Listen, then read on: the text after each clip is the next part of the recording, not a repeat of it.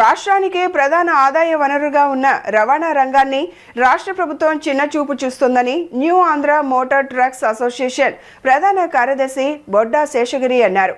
Goods వాహనాలపై fitness ఛార్జీలను పాత విధానంలోనే కొనసాగించాలని డిమాండ్ చేశారు. ఫిట్నెస్ ఫీజుల పెంపుతో నిత్యావసర వస్తువుల ధరలు పెరిగే అవకాశం ఉందని ఆయన పేర్కొన్నారు. రాష్ట్ర ప్రభుత్వం గూడ్స్ రవాణా వాహనాలపై అమలు చేస్తున్న ఫిట్నెస్ ఛార్జీలను పాత పద్ధతిలోనే కొనసాగించాలని new Andhra Motors trucks association ప్రధాన కార్యదర్శి బొడ్డా శేషగిరి డిమాండ్ చేశారు. మంగళవారం ఆటోనగర్ 5వ లైన్లో నిర్వహించిన విలేకరుల సమావేశంలో ఆయన మాట్లాడుతూ రవాణా రంగం తీవ్ర ఇబ్బందులను ఎదుర్కొంటుందని తెలిపారు. గతంలో ఫిట్నెస్ ఛార్జీలు 900 నుంచి 1400 వరకు మాత్రమే ఉండేవని, అయితే అవి ప్రస్తుతం 2300 నుంచి 33,000 వరకు పెరగడంతో లారీ యజమానులపై తీవ్రమైన ఆర్థిక భారం పడుతోందన్నారు. రాష్ట్రంలో రోడ్ల పరిస్థితి దారుణంగా ఉందని విమర్శించిన ఆయన, గుంతలు ఉన్న రోడ్ల కారణంగా వాహనాలు తరచూ మరమ్మతులకు గురవుతున్నాయన్నారు. రవాణా రంగం రాష్ట్రానికి ముఖ్య ఆదాయ వనరుగా ఉన్నప్పటికీ ప్రభుత్వం చిన్నచూపు చూస్తోందని అసహనం వ్యక్తం చేశారు. ఉమ్మడి ఆంధ్రప్రదేశ్ విభజన తర్వాత 2 రాష్ట్రాల మధ్య కౌంటర్ సిగ్నేచర్ ఫైల్ను తెలంగాణ ప్రభుత్వం 3 సంవత్సరాల్లోనే ఆమోదించి పంపినా ఆ ఫైల్ గత 8 ఏళ్లుగా ఏపీ రవాణా శాఖ ముఖ్య కార్యదర్శి వద్ద పెండింగ్లోనే ఉందని విమర్శించారు. జాతీయ రహదారులపై ద్విచక్ర, త్రిచక్ర వాహనాలను నిషేధించి వాటిని సర్వీస్ రోడ్లపై నడిపేలా చర్యలు తీసుకుంటే ప్రమాదాలు గణనీయంగా తగ్గుతాయని అభిప్రాయపడ్డారు. భారీ వాహనాలు హైవేపై ప్రయాణించడం వల్ల ప్రమాదాలు తగ్గే అవకాశం ఉందని పేర్కొన్నారు. ఈ సమావేశంలో కోశాధికారి డివి నరసింహారావు, ఎన్టీఆర్ జిల్లా ఇన్ఛార్జ్ గరికపాటి భాస్కర్రావు, సభ్యులు ఏడుకొండలు, మధుబాబు, వెంకటేశ్వరరావు, వేణుగోపాలరావు, నవీన్ కుమార్, కృష్ణారావు, శామ్యూల్ రాజు, లక్ష్మణరావు తదితరులు పాల్గొన్నారు. కేంద్ర ప్రభుత్వం 10 సంవత్సరముల నుండి 20 సంవత్సరములు పైబడి ఉన్న వాహనాలపై గతమెన్నడూ లేని విధంగా ఫిట్నెస్ ఛార్జెస్ని పెంపుదల చేసింది.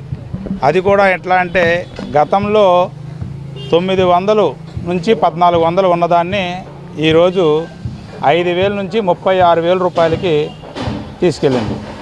దీనిని రాష్ట్ర ప్రభుత్వాలకి, అది మీ రాష్ట్ర ప్రభుత్వాల పరిధిలో ఉంటుంది కాబట్టి అది మీ ఇష్టం, కేంద్రం అయితే ఈ నిర్ణయం తీసుకుందని చెప్పి తెలియజేసింది. కానీ రాష్ట్ర ప్రభుత్వం దాన్ని అమలు చేయకపోవడం అనేది రాష్ట్ర ప్రభుత్వం చేతిలో ఉంటుంది. ఎందుకంటే ఇది పెంచినా తగ్గించినా దీని ద్వారా వచ్చే ఆదాయం అనేది రాష్ట్ర ప్రభుత్వానికే వెళ్తుంది. ఒక నేషనల్ పర్మిట్ కట్టే వాటా అనేది కేంద్ర ప్రభుత్వంకి వెళ్తుంది, మిగతా అంతా రాష్ట్ర ప్రభుత్వంకే ఉంటుంది. దీన్ని దృష్టిలో పెట్టుకుని రాష్ట్ర ప్రభుత్వం ప్రధాన ఆదాయంగా రవాణా రంగాన్ని ఎంచుకొని ఈ యొక్క 10 నుంచి 20 సంవత్సరాలు పైబడిన వాహనాలపై ఫిట్నెస్ ఛార్జెస్ని భారీగా కేంద్ర ప్రభుత్వం తీసుకొచ్చిన విధంగానే అమలు చేయడం జరుగుతుంది. దీని కారణంగా ప్రజలపై తీవ్ర భారం పడుతుంది. రవాణా రంగంలో ఇప్పటికే ఉక్కిరి బిక్కిరి అవుతూ లారీ యాజమానులు వాహనం తిప్పడంలో చాలా ఇబ్బందులు పడుతూ ఉన్నారు. దీనిని తక్షణమే రాష్ట్ర ప్రభుత్వం ప్రజల యొక్క ఇబ్బందులని, ఈ రవాణా రంగంలో పెట్టుబడి పెట్టి వ్యాపారం చేస్తున్నటువంటి యాజమానుల్ని ఆదుకోవటానికి మీ యొక్క పద్ధతిని మార్చుకొని పాత పద్ధతిలోనే ఫిట్నెస్ ఛార్జీలు గతంలో ఏదైతే 1400, 900, 600, 200 ఎలా ఉన్నాయో అదే పద్ధతిలో ఇప్పుడు కొనసాగించాలని కేంద్ర ప్రభుత్వం తీసుకొచ్చినటువంటి విధానాన్ని తక్షణమే వెనక్కు తీసుకొని పాత పద్ధతిలో మన రాష్ట్రంలో గతంలో ఉన్న మాదిరిగానే మీరు దీన్ని అమలు చేస్తారని ఈ మీడియా ద్వారా ప్రభుత్వానికి తెలియపరుస్తూ ఉన్నాం. ఎస్సీ రిజర్వేషన్ వర్గీకరణపై సుప్రీంకోర్టు తీర్పు అనంతరం ఆంధ్రప్రదేశ్, తెలంగాణ ప్రభుత్వాలు 2025లో ఏబిసిడి గ్రూపులుగా చట్టం చేసి మాదిగ ఉపకులాలకు న్యాయం చేసినందుకు 2 రాష్ట్రాల ముఖ్యమంత్రులకు ఎంఆర్పిఎస్ రాష్ట్ర అధ్యక్షుడు పేరుపోగు వెంకటేశ్వరరావు మాదిగ కృతజ్ఞతలు తెలిపారు. గాంధీనగర్ కార్యాలయంలో నిర్వహించిన విలేకరుల సమావేశంలో ఆయన మాట్లాడుతూ, ఈ నిర్ణయంతో మాదిగల చిరకాల ఆకాంక్ష నెరవేరిందని ఆయన అన్నారు. ఈ ఉద్యమానికి సహకరించిన ప్రతి ఒక్కరికి ధన్యవాదాలు తెలుపుతూ కష్టకాలంలో సీఎం చంద్రబాబు వెనుదన్నుగా నిలిచారని పేర్కొన్నారు. సామాజిక న్యాయం తీసుకొచ్చిన పక్షానికి మాదిగ సమాజం అండగా ఉంటుందని తెలిపారు. మాదిగల మహోద్యమం 3 దశాబ్దాల విజయోత్సవ సభను డిసెంబర్ 4న విజయవాడ జింకన్న గ్రౌండ్లో నిర్వహిస్తున్నట్లు తెలిపారు. ఈ సభకు ప్రజాప్రతినిధులు పెద్ద ఎత్తున హాజరు కానున్నారని ఆయన తెలిపారు. ఎస్సీలను ఏబిసిడి గ్రూపులుగా వర్గీకరించాలని గడిచిన 32 సంవత్సరాలుగా మాదిగ, రెల్లి, డక్కలి, మాస్టిని, కొమ్ము, సింధు, బైండ్ల, గొడారి లాంటి 59 కులాలు ఉమ్మడి రాష్ట్రం నుంచి అంటే 1994 నుంచి మొదలుకొని ఇప్పటి వరకు మాదిగలకు సామాజిక న్యాయం జరగాలంటే వర్గీకరణ జరగాలని ఎన్నో పోరాటాలు చేశాం, రాస్తారోకోలు చేశాం, రైలు రోకోలు చేశాం, పాదయాత్రలు చేశాం, ఆమరణ దీక్షలు చేశాం. ఇవన్నీ చేసి సుదీర్ఘకాలం పాటు నడిచిన ఉద్యమం ఏదైనా ఉంది అని అంటే ఆంధ్రప్రదేశ్, ఉమ్మడి ఆంధ్రప్రదేశ్ నుంచి ఇప్పటి వరకు చేసింది మాదిగలే. ఈ మాదిగలు చేసిన ఈ పోరాటానికి అన్ని రాజకీయ పార్టీలు స్పందించాయి. అదేవిధంగా ప్రజాస్వామికవాదులు, అదేవిధంగా ప్రజా సంఘాలు కూడా ఎంతోమంది ఈ ఉద్యమానికి అండగా నిలబడ్డారు. వారందరికీ పేరు పేరున ఈ సందర్భంగా కృతజ్ఞతలు, అభినందనలు కూడా చెప్తా ఉన్నాం. అదే సందర్భంలో ఎస్సీలలో 59 కులాల్లో అత్యధిక జనాభా కలిగిన మాదిగలకు సామాజిక న్యాయం జరగలేదని, మాదిగలు వెనకబడ్డారని, ఆధిపత్య కులంగా ఉన్నటువంటి కులాలకి మరి ఒక కులమే దోచుకుపోతే మిగతా కులాల పరిస్థితి ఏమిటని ప్రజల దృష్టికి మేము ఎప్పుడైతే తీసుకెళ్లామో వెంటనే స్పందించింది గౌరవ ముఖ్యమంత్రి నారా చంద్రబాబు నాయుడు గారు. స్పందించి ఎస్సీలను ఏబిసిడి గ్రూపులుగా వర్గీకరించే విషయంలో, మీకు సామాజిక న్యాయం జరిగే విషయంలో 59 కులాలకు సమాన న్యాయం, సమాన పంపిణీ, సామాజిక న్యాయం చేసే విషయంలో నేను ముందుగా ఉంటానని చంద్రబాబు నాయుడు గారు 1998లోని మాదిగల వేదికకు వచ్చి ఆయన స్పష్టమైన వైఖరి ప్రకటించినప్పటి నుంచి ఇప్పటి వరకు కూడా ఆయన పక్షాన మేము నిలబడ్డాం. జీవో 800 అమలు చేయాలని లైసెన్స్డ్ సర్వేయర్ల డిమాండ్ చేస్తూ ధర్నా చౌక్లో ఆందోళన నిర్వహించారు. గ్రామ వార్డు సచివాలయాల్లో మిగిలి ఉన్న సర్వేయర్ పోస్టులను లైసెన్స్, కాంట్రాక్ట్ లేదా అవుట్సోర్సింగ్ పద్ధతిలో భర్తీ చేయాలని కోరారు. సమస్యలు పరిష్కరించకపోతే వేలాది సర్వేయర్ కుటుంబాలు రోడ్డున పడే పరిస్థితి ఏర్పడుతుందని హెచ్చరించారు. రాష్ట్ర ప్రభుత్వం జీవో నెంబర్ 800ను తక్షణమే అమలు చేయాలని లైసెన్స్డ్ సర్వేయర్లు డిమాండ్ చేశారు. ఈ మేరకు Andhra Pradesh revenue licensed surveyors association ఆధ్వర్యంలో గాంధీనగర్ ధర్నా చౌక్లో శాంతియుత ధర్నా నిర్వహించారు. రాష్ట్ర వ్యాప్తంగా ఉన్న సర్వేయర్లు భారీ సంఖ్యలో ఈ కార్యక్రమంలో పాల్గొన్నారు. ఈ సందర్భంగా సర్వేయర్లు మాట్లాడుతూ గ్రామ వార్డు సచివాలయాల్లో మిగిలి ఉన్న సర్వేయర్ పోస్టులను లైసెన్స్డ్ కాంట్రాక్ట్ లేదా అవుట్సోర్సింగ్ పద్ధతిలో భర్తీ చేయాలని కోరారు. జీవో నెంబర్ 800 ప్రకారం తమ లైసెన్స్ రెన్యువల్ చేసి ఆ జీవోను పూర్తి స్థాయిలో అమలు చేయాల్సిన అవసరం ఉందని తెలిపారు. 2019 నుంచి లైసెన్స్డ్ సర్వేయర్ల లైసెన్స్ రెన్యువల్ను ప్రభుత్వం నిలిపివేయడం అన్యాయమని, దీనివల్ల అనేక కుటుంబాలు ఆర్థికంగా ఇబ్బందులు పడుతున్నాయని ఆవేదన వ్యక్తం చేశారు. గ్రామ వార్డు సచివాలయాల్లో ఖాళీగా ఉన్న సర్వేయర్ పోస్టులను తమతోనే భర్తీ చేయాలని డిమాండ్ చేశారు. ఈ కార్యక్రమంలో సంఘం నాయకులు అజయ్, వివిధ జిల్లాల ప్రతినిధులు పాల్గొన్నారు. 2003 సంవత్సరం నుంచి 2025 ఇప్పటి వరకు కూడా ప్రైవేటు వర్కులు చేసుకుంటూ మేము జీవనం సాగిస్తున్నాము. గతంలో 2003 సంవత్సరంలో ఇదే గవర్నమెంట్ ఉన్న మన నారా చంద్రబాబు నాయుడు గారు ముఖ్యమంత్రి వారిలో మాకు లైసెన్సులు ఇచ్చి అనేక ట్రైనింగ్లు ఇచ్చి మాకు జీతాలు ఇవ్వకోకుండా మండలాలు అలాట్మెంట్ చేసి మాతో ఎంతో పని చేయించుకున్నారు. అయితే ఈ పని చేయించుకున్న ఈరోజు గతంలో 2019 నుంచి గ్రామ సచివాలయం సర్వేలు వచ్చినప్పటి నుంచి మాకు ఉపాధి మేము కోల్పోయాము. ఆయన కూడా చెప్పారు, ఆయన ప్రభుత్వం రాకముందు మమ్మల్ని తీసుకుంటామని హామీ ఇచ్చి ప్రభుత్వం వచ్చిన తర్వాత మాట మార్చినారు. మాట మార్చి వాళ్ళకు పోస్టింగ్ ఇచ్చిన తర్వాత మేము ఉపాధి వెళ్ళిపోయి మాకు మా జీవితాలు ఘటన పడినాయి. ఇప్పటికైనా ఈ ప్రభుత్వమైనా మమ్మల్ని ఆదుకోవాలని చెప్పి మేము ఒక రాష్ట్ర తరఫున లైసెన్స్ సర్వేర్ అసోసియేషన్ తరఫున మేము కోరుకుంటున్నాము. మాకు న్యాయం చేయాలని, మా బతుకులు మీరు సరి చేయకపోతే మాకు ఆత్మహత్యలే శరణ్యమని చెప్పేసి ఈ విధంగా ఈ వేదికగా మేము వేడుకుంటున్నాం సార్. ఏటా నగరపాలక సంస్థ పాఠశాలల్లో చదువుతున్న 10వ తరగతి విద్యార్థులకు పరీక్ష ఫీజు చెల్లిస్తున్న ముత్యాలంపాడు షిరిడి సాయిబాబా మందిర సేవలు అభినందనీయమని ఎమ్మెల్సీ టి కల్పలతారెడ్డి తెలిపారు. విద్యాభివృద్ధికి బాబా మందిరం అందిస్తున్న సేవలను ప్రతి ఒక్కరూ స్ఫూర్తిగా తీసుకోవాలని సూచించారు. ఆంధ్ర షిరిడి ముత్యాలంపాడు శ్రీ షిరిడి సాయిబాబా మందిరంలో సోమవారం సాయంత్రం ఆలయ కమిటీ ఆధ్వర్యాన నగరపాలక సంస్థ పాఠశాలలో చదువుతున్న 10వ తరగతి విద్యార్థులకు పరీక్షా ఫీజు చెల్లించే కార్యక్రమం జరిగింది. ఎమ్మెల్సీ కల్పలతారెడ్డి ముఖ్య అతిథిగా పాల్గొని మందిర గౌరవ అధ్యక్షులు డాక్టర్ పూనూరి గౌతమ్ రెడ్డితో కలిసి విఎంసీ పాఠశాల ప్రధానోపాధ్యాయులకు పరీక్షా ఫీజు చెక్కులను అందజేశారు. ఈ సందర్భంగా ఆమె మాట్లాడుతూ విద్యతోనే అభివృద్ధి సాధ్యమని చెప్పారు. అటువంటి విద్యాభివృద్ధికి బాబా మందిరం అందిస్తున్న సేవలను ప్రతి ఒక్కరూ స్ఫూర్తిగా తీసుకోవాలని సూచించారు. మందిర గౌరవ అధ్యక్షులు డాక్టర్ పూనూరి గౌతమ్ రెడ్డి మాట్లాడుతూ నగరంలోని 13 నగరపాలక సంస్థ పాఠశాలలకు చెందిన 1300 మంది విద్యార్థులకు 1,80,000 రూపాయల ఫీజు చెల్లిస్తున్నామని తెలిపారు. ఈ కార్యక్రమంలో విఎంసి పాఠశాల ప్రధానోపాధ్యాయులు, ఆలయ కమిటీ కోశాధికారి మందలపర్తి సత్యశ్రీహరి తదితరులు పాల్గొన్నారు. ఈరోజు ముత్యాలమ్మపాడులోని సాయిబాబా గుడిలో ఇక్కడ ఈ 10వ తరగతి పిల్లల కోసం ఫీజు పరీక్ష 10th క్లాస్ ఫీజులు కట్టడం కార్యక్రమాన్ని ఏర్పాటు చేయడం జరిగింది. దీనికి డొనేట్ చేస్తుంది ఈ సాయిబాబా గుడి చైర్మన్ అయిన మన గౌతమ్ రెడ్డి అన్న గారు.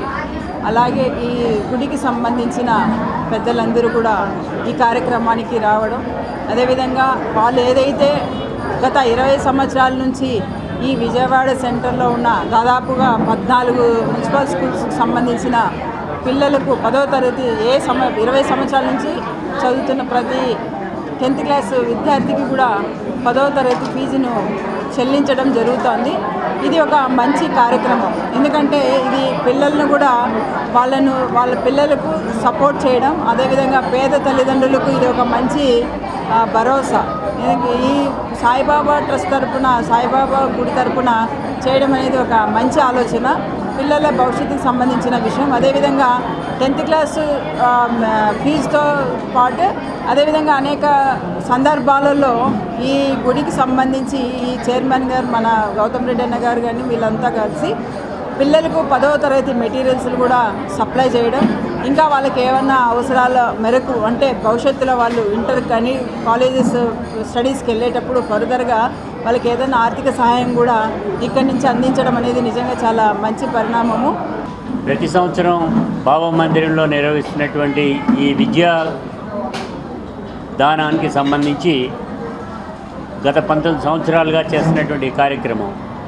దీనిలో భాగంగానే ఈ రోజున 1290 మంది విద్యార్థులకి 1,77,000 పైచీలకు అమౌంట్ని పే చేయటం అనేటువంటి జరిగింది. ముఖ్యంగా చెప్పాలంటే పరీక్ష ఫీజు కూడా కట్టలేకుండా డ్రాప్ అవుట్స్ అవుతున్నటువంటి పిల్లలు అనేక మందిని మేము చూసాం. అందుకే దీన్ని ఒక మోడల్గా తీసుకుని చేయటం అనేటువంటి జరిగింది. గతంలో ఈ గుడి నుంచి ఒక 25 మందిని చదివిస్తే మంచి పొజిషన్లోకి వెళ్ళటం అనేటువంటి జరిగింది. దాన్ని దృష్టిలో పెట్టుకుని అలా కాదు, ఈ బాబా ప్రసాదాన్ని అందరికీ అందాలని మున్సిపల్ స్కూల్స్లో చదివేటువంటి పిల్లలందరికీ కూడా ఇది అందాలనేటువంటి ఉద్దేశంతోనే ఈ కార్యక్రమం మనం తీసుకోవడం అనేటువంటి జరిగింది. దానిలో భాగంగానే ఈ రోజున ముఖ్య అతిథిగా ఎమ్మెల్సీ గారు ఇక్కడికి రావటం అనేటువంటి జరిగింది. వారు టీచర్ ఎమ్మెల్సీగా ఉన్నటువంటి సందర్భంలోకి రావడానికి మా అందరికీ కూడా గర్వకారణంగా కూడా ఉంది. దానికి తోడు ఈ చేసేటువంటి కార్యక్రమానికి సంబంధించి వీళ్ళతో పాటుగా మంచి మెరిట్లో వచ్చేటువంటి ఎవరైతే ఉంటారో వారిని ఐడెంటిఫై చేసి, అంటే స్కూల్ ఫస్ట్ వచ్చినటువంటిది 550 మార్కులు వచ్చినటువంటి వాళ్ళకి ఐడెంటిఫై చేసి నగరంలో వాళ్ళందరికీ కూడా ఇన్సెంటివ్స్ ఇచ్చేటువంటి కార్యక్రమం కూడా మేము ప్రతి ఏడాది కూడా తీసుకుంటాం. రైల్వేలో పనిచేస్తున్న లోకో రన్నింగ్ స్టాఫ్ సుదీర్ఘ కాలంగా ఎదుర్కొంటున్న సమస్యలను తక్షణమే పరిష్కరించాలని all India railway loco running staff association working president K Ramakrishna demand చేశారు. వరుసగా రాత్రివేళ విధుల వల్ల కీలకమైన రన్నింగ్ ఉద్యోగులకు పనిభారం విపరీతంగా పెరిగిపోవడం వల్ల వారి ఆరోగ్యం, భద్రతపై ప్రభావం చూపుతోందన్నారు. తమకు వారాంతపు సెలవు ఇవ్వాలని, టీఏపై ఆదాయ పన్ను మినహాయింపు కల్పించాలని కోరారు. పెండింగ్లో ఉన్న సమస్యలు, డిమాండ్ల పరిష్కారం కోరుతూ all India railway loco running staff association ఆధ్వర్యంలో 48 గంటల నిరాహార దీక్షలు ప్రారంభమయ్యాయి. సిఐటియు సీనియర్ నాయకుడు వి ఉమామహేశ్వరరావు దీక్షకారులకు పుష్పగుచ్చాలు అందజేసి దీక్షను ప్రారంభించారు. ఈ సందర్భంగా అసోసియేషన్ వర్కింగ్ ప్రెసిడెంట్ రామకృష్ణ మాట్లాడుతూ లోకో రన్నింగ్ స్టాఫ్ రైల్వే భద్రతకు ఆయువు పట్టు వంటివారని పేర్కొన్నారు. తమపై పనిభారం తీవ్రంగా పెరగడంతో భద్రతా ప్రమాణాలు దిగజారే పరిస్థితి నెలకొంటుందని ఆవేదన వ్యక్తం చేశారు. 36 గంటలలోపు హెడ్ క్వార్టర్స్కు తిరిగి వచ్చేలా విధుల్లో మార్పులు చేయాలని, రన్నింగ్ స్టాఫ్కు చెల్లించే టీఏపై ఆదాయ పన్ను మినహాయింపు కల్పించాలని డిమాండ్ చేశారు. ఎప్పటి నుంచో పెండింగ్లో ఉన్న తమ సమస్యలను పరిష్కరించేదాకా పోరాటం కొనసాగుతుందని, రైల్వే యాజమాన్యం స్పందించని పక్షంలో ఆందోళనను మరింత తీవ్రతరం చేస్తామని రామకృష్ణ హెచ్చరించారు. సిఐటియు రాష్ట్ర నాయకుడు ఉమా మహేశ్వరరావు మాట్లాడుతూ, కేంద్రంలోని మోదీ ప్రభుత్వం అనుసరిస్తున్న విధానాల వల్లే రైల్వే భద్రతా ప్రమాణాలు పడిపోతున్నాయని తెలిపారు. లోకో రన్నింగ్ స్టాఫ్ ఆందోళనకు తమ సంపూర్ణ మద్దతు ఉంటుందని స్పష్టం చేశారు. ఆందోళనలో రైల్వే రన్నింగ్ స్టాఫ్ అసోసియేషన్ ప్రతినిధులు, ఉద్యోగులు పెద్ద సంఖ్యలో పాల్గొన్నారు. ఈరోజు all India loco running staff association యావత్ రన్నింగ్ కార్మికులకు పిలుపునిచ్చింది.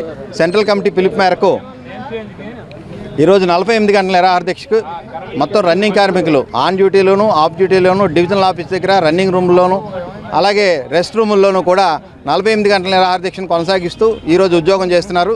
దీనికి ప్రధానమైన కారణం మా రైల్వే బోర్డుకి అనేక సార్లు అనేక వినతులు సమర్పించడం జరిగింది. అనేక విధాలుగా ప్రొటెస్టులు చేయడం జరిగింది. ఇప్పటివరకు నిద్ర నటిస్తూ మా సమస్యల పట్ల పరిష్కారం కనిపించలేదు. కాబట్టి ఈరోజు మేము ఈ 48 గంటల నిరాహార దీక్ష దిగాల్సి వచ్చింది. ఈ 48 గంటల నిరాహార దీక్షలో ముఖ్యమైన ప్రధానమైన అంశాలు ఏంటంటే, రైల్వేలు విపరీతమైన ఖాళీలు పెరిగిపోయినాయి. ఆ ఖాళీలు భర్తీ చేయకుండా రన్నింగ్ కార్మికుల చేత అధిక పని గంటలు పనిచేయిస్తున్నారు. దాంతోపాటుగా ప్రయాణికుల భద్రత కూడా ఇప్పుడు ప్రశ్నార్థకంగా మారింది. దాన్ని ఖచ్చితంగా ప్రయాణికుల భద్రతను కాపాడాలని చెప్పేసి, అలాగే మా ఇన్కమ్ ట్యాక్స్ 2008 నుంచి పే కమిషన్ అమలు జరిగినప్పటికీ టీఏకి పూర్తి ఎగ్జంప్షన్ ఇచ్చారు ఇన్కమ్ ట్యాక్స్లో. కానీ రన్నింగ్ అలవెన్స్లో మాత్రం ఈరోజు ఈ ఎగ్జంప్షన్ ఇవ్వడానికి దాదాపుగా 10 ఏళ్ళ నుంచి మా పోరాటం సాగుతుంది. ఇప్పటివరకు ఇన్కమ్ ట్యాక్స్ ఎగ్జంప్షన్ రాలేదు. దానివల్ల మా వేతనంలో చాలా భాగం ఇన్కమ్ ట్యాక్స్గా పోతుంది. దాంతోపాటుగా 50% డిఏ పెరిగిన తర్వాత అనేక అలవెన్స్లు పెంచడం జరిగింది. కానీ రన్నింగ్ స్టాఫ్కి మాత్రం కిలోమీటరేజ్ అలవెన్స్ పెంచడం జరగలేదు. దానివల్ల 2004 నుంచి మా రన్నింగ్ కార్మికులు ప్రతి నెల 2000 నుంచి 3000 దాకా నష్టపోతున్నారు. ఒక పక్క ఇన్కమ్ ట్యాక్స్ రూపంలో 7-8 వేల నుంచి నష్టపోతుంటే, ఇంకో పక్క కిలోమీటరేజ్ అలవెన్స్ పెంచకపోవడం వల్ల దాదాపుగా 2 నుంచి 3 వేల రూపాయలు నష్టం జరుగుతుంది. బులెటిన్ ముగించే ముందు హెడ్లైన్స్ మరొకసారి. విద్యుత్ రంగంపై సీఎం చంద్రబాబు సమీక్ష. ట్రాన్స్మిషన్ నష్టాలను గణనీయంగా తగ్గించేందుకు చర్యలు తీసుకోవాలని అధికారులకు ఆదేశం. అమరావతిలో 2వ విడత భూ సమీకరణకు ఉత్తర్వులు జారీ. గ్రామాల పరిధిలో 16,666.57 ఎకరాల పట్టా అసైన్డ్ భూమి సమీకరణ చేసేందుకు ఆదేశాలు. ఢిల్లీ పర్యటనలో మంత్రులు నారా లోకేష్, వంగలపూడి అనిత. మోంతా తుఫాను నష్టాలను ఆదుకోవాలని కేంద్ర మంత్రి అమిత్ షాకు విజ్ఞప్తి. పడమట రైతు మార్కెట్ను ఆకస్మికంగా తనిఖీ చేసిన మంత్రి నాదెండ్ల మనోహర్. ప్రజలకు మెరుగైన సేవలు అందించేందుకు అవసరమైన చర్యలను తీసుకోవాలని అధికారులకు ఆదేశం. ఇవి ఈనాటి బులెటిన్ అప్డేట్స్. మరొక బులెటిన్లో మళ్ళీ కలుసుకుందాం. నమస్కారం.